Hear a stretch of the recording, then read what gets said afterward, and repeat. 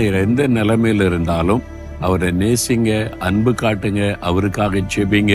அது உங்களுக்கு ஆசீர்வாதம். தகப்பன்மாராய் இருக்கிறவங்க ஆண்டவரை மாதிரி இரக்கமுள்ள தகப்பனாய் நடந்து கொள்ளுங்க. பிள்ளைகள் மீது அக்கறை காட்டுங்க, அவங்களை அன்பாய் வைத்துக் கொள்ளுங்க. எல்லாவற்றிற்கு மேலாக நீங்களும் இயேசுவை தகப்பனாய் ஏற்றுக்கொள்ளணும். அவருடைய பிள்ளையா மாறிட்டா உங்க வாழ்க்கை மாறும், உங்களுடைய குடும்பமே ஆசீர்வதிக்கப்படும்.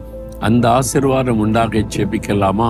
ஆண்டவரே, எந்தெந்த தகப்பன்மார்கள் இயேசுவே நீர் என்னை தகப்பனாய் இருந்து நடத்தும், என் பிள்ளைகளுக்கு நான் நல்ல தகப்பனாய் இருந்து வழி நடத்தணும், ஆசீர்வதிக்க விரும்புகிற தகப்பன்மார்களை ஆசீர்வதியும்.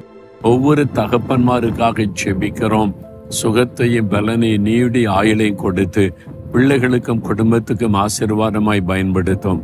இயேசுவின் நாமத்தில் செபிக்கிறோம் பிதாவே. ஆமேன், ஆமேன்.